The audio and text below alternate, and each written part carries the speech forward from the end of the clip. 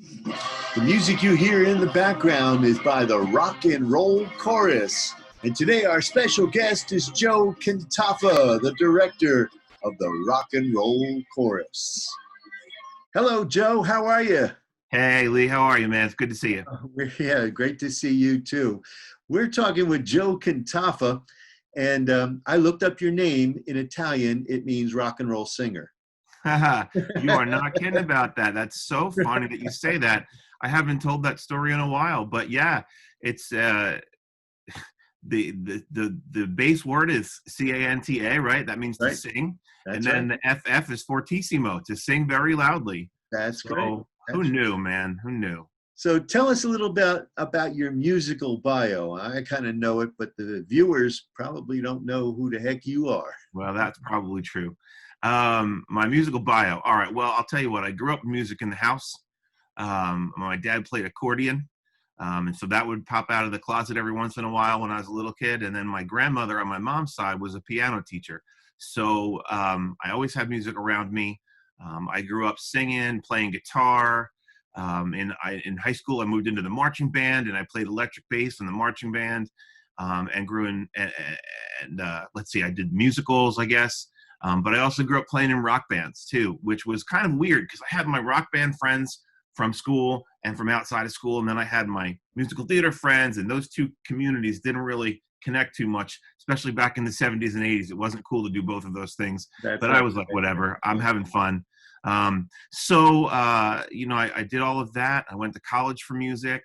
And at this point, I teach music theory, music recording, live event production, and music industry in the entertainment technology program, in the FPAC program at Howell High School. I've been doing that for almost 20 years now. I also serve on the board of directors for the New Jersey Music Educators Association. And my post for them is that I'm the production manager for all of New Jersey's all-state ensembles, all-state chorus and orchestra and jazz and all of that. I help them put their shows together at the end of each season. And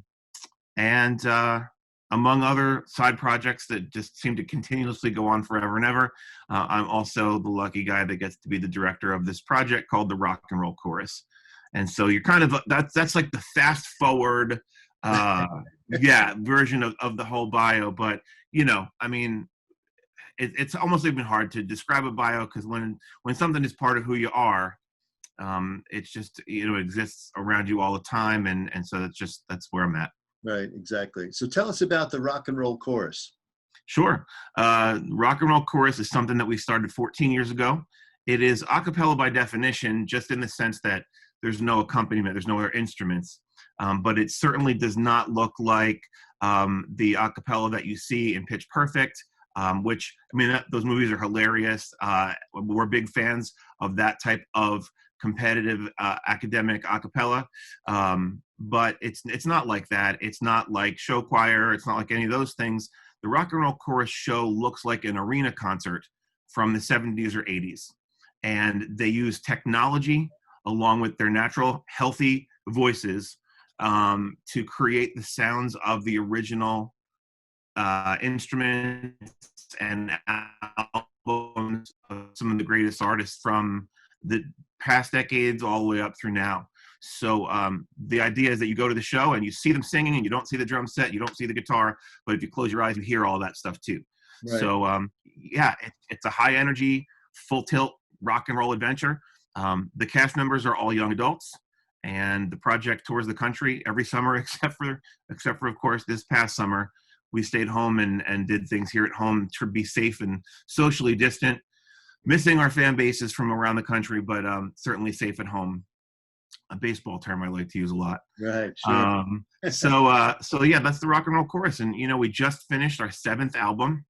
We shot a couple of cool music videos over the summer, and we're already working on the next album. And it's been 14 years, and who knows where it'll take us, but so far the ride has been fun. So I know one of the songs I saw on YouTube was Free Ride, and the author of that song was a close friend of two of our special guests a few weeks ago, really? Charlie Midnight and Mark Swirsky.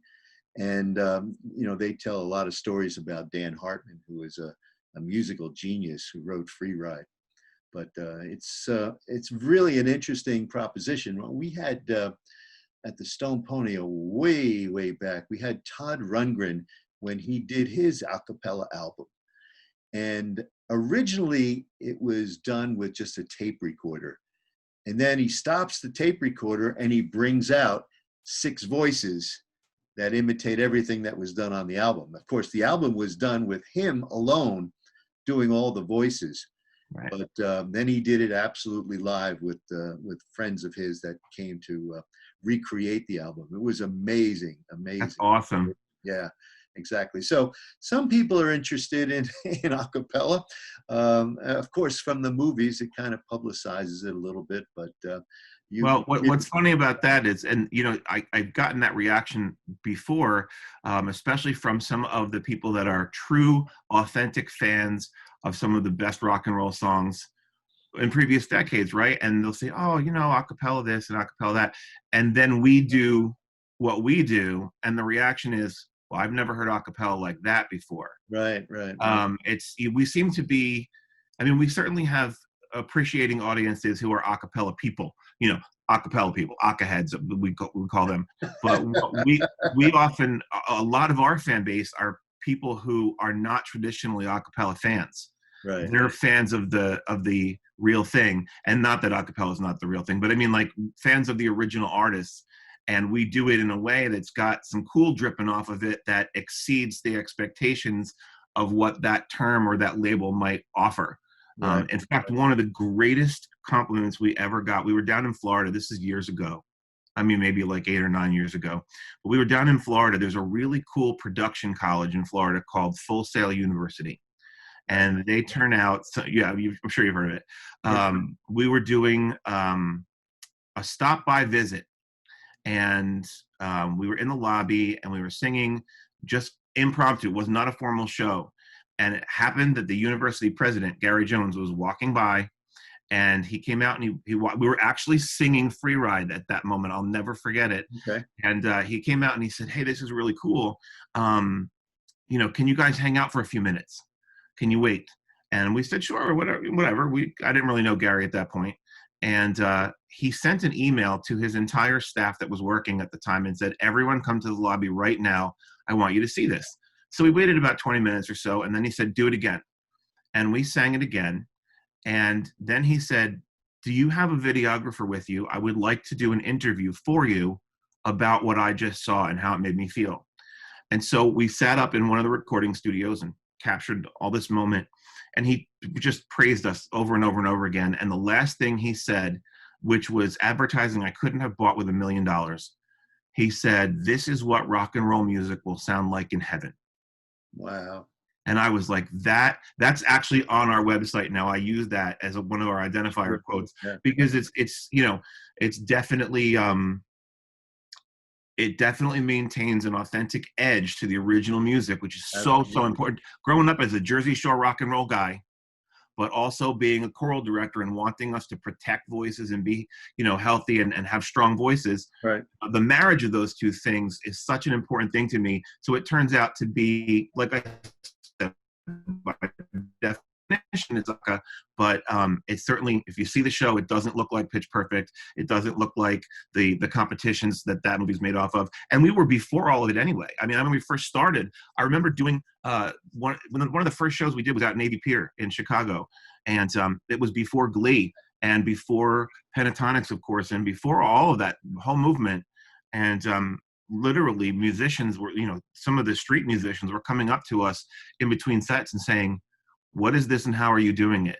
Sure, and yes. I wanted to say it's been around forever. What have you been missing? Right. Sure. But, being ahead of the curve like that, it was a kind of a cool thing because it felt new and fresh. And hopefully we're keeping it new and fresh. So we'll see. And you've toured all over the country. Yeah, most of our tour shows land on the eastern half of the United States because we only go away for a few weeks at a time. Like I said, our cast members are all pros, but they're also all young adults. So I've got some things I have to, be careful to make sure we're taking care of our performers and whatever. But yeah, we have cool fan bases in many places in the country. And like I said, every summer we're on the road except for this summer. So it'll be great. Hopefully next summer, for lots of reasons, hopefully next summer is sort of, back to normal or whatever. And we can we can leave our precious tri-state area, which we love so much and love to call home, and brag that we're part of that music scene, and get to some other places that are also super special to us. It's, whether it's Nashville or Charleston, South Carolina, or Cleveland, or Boston, or wherever, we definitely miss our friends from those places. All great baseball towns too. Absolutely. Let me tell you something. There was a time, and I wish that we had the resources to do it. But ever since I was a kid, of course, the famous dream trip for every baseball fan is to take one summer and see a game in every single park. That's right. Right. And then as I got older, and I had a friend that was going to do it with me, and then we both got older, we got married, we had kids, life happens, and then we said, well, what if we went to one or two parks every summer and just made it like a 15-year, while we're teaching, it'll be like a 15-year. And of course, life gets in the way, and that never happened. But every time we get a chance to play in a city where there's a home game, if I can go, I can go. I go for sure. We played, let's see, we did in between a doubleheader at Turner Field when it was still Turner Field, Right. down in Atlanta. Sure. When it was like 103 degrees and it was a Saturday, Sunday afternoon. It was crazy. I'll tell you, here's a fun fact. In addition to doing things like the minor league all-star game and some of the smaller minor league parks around the country, we played at Delray Stadium. Wow. In Tampa. This was about 4 years ago. Well, you would actually know the year because of the day that it happened, was the big day of A-Rod's Yankees situation. And all the news was on that. And so we were singing that. Right, sure. Mm-hmm. Right. So we were in Tampa, and it was supposed to be televised. The national anthem was supposed to be televised. And they had called us. We were in, I forget if we were in Daytona or Orlando that weekend. And I think we were in Orlando. And somebody heard that we were nearby and said, hey, the Rock and Roll Chorus, we heard you guys are close by. Could you manage to come by and do our national anthem? So we made it work. Of course, we're only an hour away, I guess, from the stadium. Sure, yes. So we got there, and we expected to be on TV, and they came to us right before and they said, listen, with everything going on, all the news coverage right up to the first pitch is going to the A-Rod deal. And so this is not going to be televised, but we're going to, we'll give you video of it and whatever. And we said, okay, whatever. Of course, we understand, what's going on. Anyway, somebody from MLB.com caught it, and on that particular day, we became the number one play on MLB.com for that day. Wow. Yeah, it was such a trip. So, the funny story about that too is you'll find out later when we're talking some baseball. The Yankees are, one of my teams. Right. So I walked into the stadium with my Yankees cap on, and the PR rep, she was a sweetheart, but she came and she said, listen, here comes the hat's the coming off. You're here for the Devil Rays, and the hat's coming off. And I was like, oh, as a baseball fan, that was breaking my heart because, you rep your teams. There's no ands buts about it. Like that's the deal. So anyway, funny story with Rock and Roll Chorus and the Yankees and the Devil Rays. That's great. Well, music has a lot to do with baseball, and baseball has a lot to do with music. That's for sure. Absolutely. So tell me more about your baseball bio. Did you play as a little kid? So I did. I got to tell you, I have a really cool story about being a baseball fan as a little kid. And it's funny because I was just talking with a friend last night about baseball cards. My dad used to really be a big supporter of me being a baseball fan. And for a long time when I was a kid, he would buy me the whole set every year of all the cards. And so somewhere, I got to go dig up in storage now. I've got, all these sets. But my baseball bio started with me being a Yankees fan. I grew up here in Howell, New Jersey, and Channel 11 was WPIX. That's and right. That's who played the Yankees, and that's what was on TV. And if you watched baseball, you were a Yankees fan. And so, my heroes growing up were people like Chris Chambliss and Craig Nettles and Bucky Dent and Mickey Rivers and Willie Randolph and, the whole 77 lineup. I was born in 70. So, 7 years old, 8 years old, I could give you every stat, every player, yes, whatever. Right. And so when I was about 9, my parents, who were church-going folks, we took a church bus trip to a Yankees game. Wow. And I had a great time. And then on the way out, there were some uh, pesky teenagers having a little too much fun in the parking lot, Right. and some beer bottles got hurled at the bus. Oh. You know, we're in the Bronx, it's the late 70s, whatever. Well, that was enough to set my folks off and decide that going to the Bronx was too dangerous from then on. Right. So Sure. I never got to go back to a Yankees game. However, my dad worked with a gentleman who was part of a group of guys that had season tickets to Veterans Stadium. Okay. Sure. And for some reason, they rationalized that South Philly was safer than the Bronx in the 70s. Right. To Yeah. me, looking back, it was probably exactly the same risk.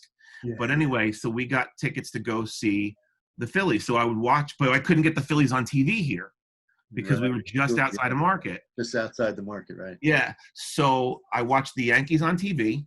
I watched the Phillies live, and I rooted for Greg Luzinski and, of course, Michael Schmidt, and that whole Gary Maddox and Steve Carlton and Tug McGraw and all those guys that were eventually on the '80s World Series team. Right. And Sure. so I had my in-person heroes for baseball, and I had my TV heroes from baseball, and there was no interleague play. So nobody cared. And I was such a little kid that nobody was saying to me, hey, son, you can't root for two different teams, especially those two teams. So I just rationalized, as long as they don't play each other in the World Series, then nobody Right. cared. Yep. And I just, because one's in the National League and one's in the American League. exactly. So for me, it was like, that's fine. I had somebody to watch on TV. And then when I want to go see a live game, I've got another team I can go see. And we went to go see the Phillies once or twice a year. And we had great seats. We were 5 rows behind home plate, literally. I mean, as a kid, you could watch the spin on the ball. It was crazy. Yeah, sure. So that all was fine and good. Stadium to play ball in, actually. And you know how hot it is in the summertime. And that AstroTurf at the Vet was unbelievably hot. There were guys that actually put aluminum foil inside their cleats to try and reflect some of the heat back at the field. I did not know that. Yeah. And I played in an all-star team. And we played at a game, I think it was the last day that the Vet was usable. And I remember going out to center field. I was a pitcher, of course, and I did my jogging out in center field. You know, you do poles from right to center and center to left. And I remember seeing the big black stain in center field from nails spitting tobacco. Wow. So I saw that and said, oh my goodness. And then I remember when I was running, it was like running on the moon, because it gave you a bounce to your step that you just never felt before, because it was AstroTurf. Right. And it had a padding underneath. And I remember Pete Rose, when they made a third out and he was the first baseman, he would bounce the ball off the turf. That's right. Go sky high. Yep. I remember that. Amazing. And it was a pretty warm day that we played. So we kind of imagined, if it was a 95-degree day outside, that turf, they tell me, got to be about 116. Yeah. I was just going to say. That was tough. There have been times when we've done national anthems in places where you could just feel it walking out. You come out of the tunnel and it's just brutal. Yeah. And when is the song over and how do these guys even play? And then I remember their salaries and I don't feel so bad. But you think they could put air conditioners on them?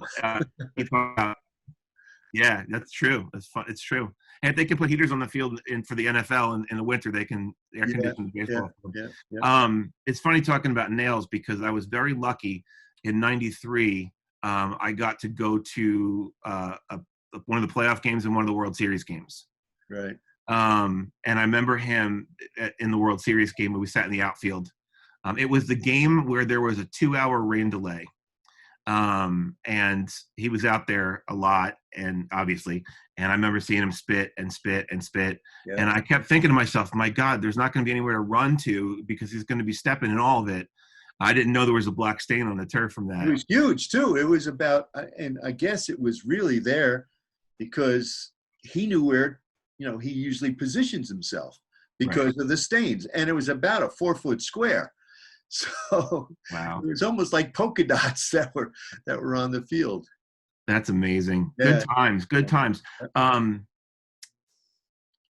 remember I still have the hot dog wrapper from the hot dog from that game, because I ended up, I mean, side note, kind of funny, but I ended up having to have a root canal the day of that game. Ooh, ooh. And the dentist was like, if I do this right now, you're not going to make the game tonight. And so I said, fine, I'll come back tomorrow. And I stuck it out through that game, a 2 hour rain delay. And I had my hot dog and my pretzel and my beer anyway, as Right. much pain as I was in, because I was not about to miss the Sure. Phils in a World Series game. And of course they lost. I think they lost. That was the 14-11 game that it went back and forth and they ended up blowing it at the end and whatever.